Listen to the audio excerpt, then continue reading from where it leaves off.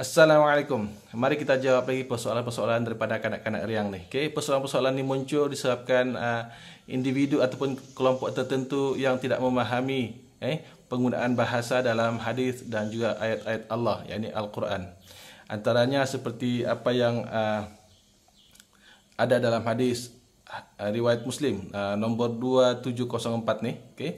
Antaranya apabila hamba bertanya kepadamu di mana aku, maka katakanlah wahai Muhammad bahawa aku lebih dekat dari urat nadimu.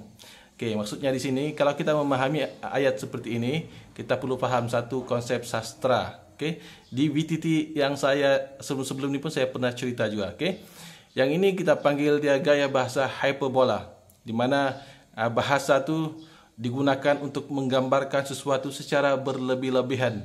Seperti contoh, saya terlalu lapar sehingga rasa mau mati. Okay? Maksudnya saya terlalu lapar.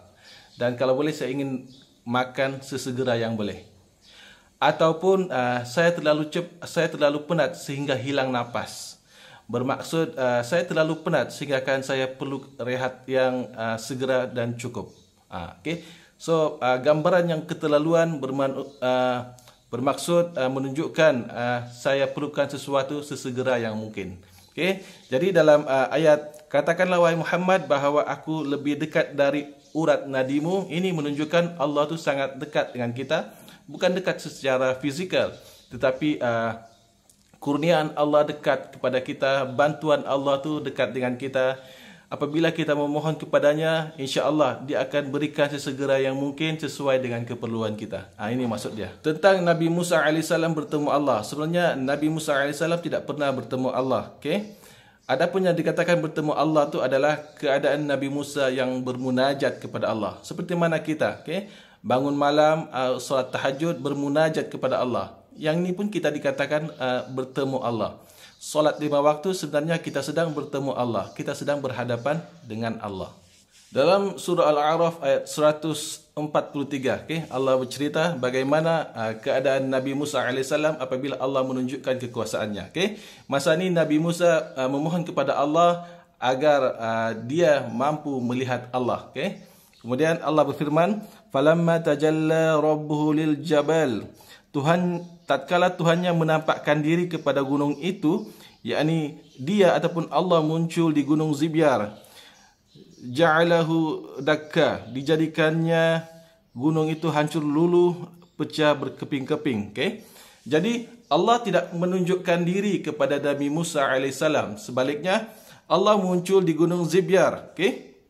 Apa bukti kemunculan Allah di gunung Zibyar itu? Dijadikannya gunung itu hancur luluh, pecah berkeping-keping. Yakni bukti kemunculan Allah di gunung Zibyar, dijadikannya gunung itu hancur berkeping-keping. Dan Nabi Musa melihat peristiwa ini. Lalu Nabi Musa pingsan.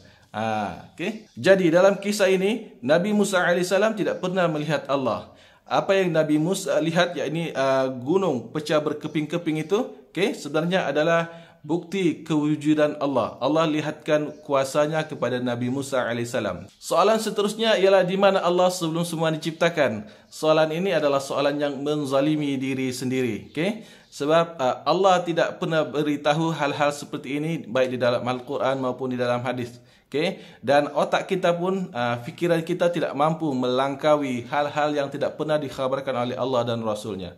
Jadi apabila kita memikirkan sesuatu yang di luar kemampuan kita, kita menzalimi diri sendiri. Maknanya kita tidak beradab dengan diri sendiri. Okay? Jadi kita perlu menerima kekurangan pada akal kita. Okay? Oleh itu kita perlulah berpegang kepada apa yang Allah dan Nabi-Nya khabarkan.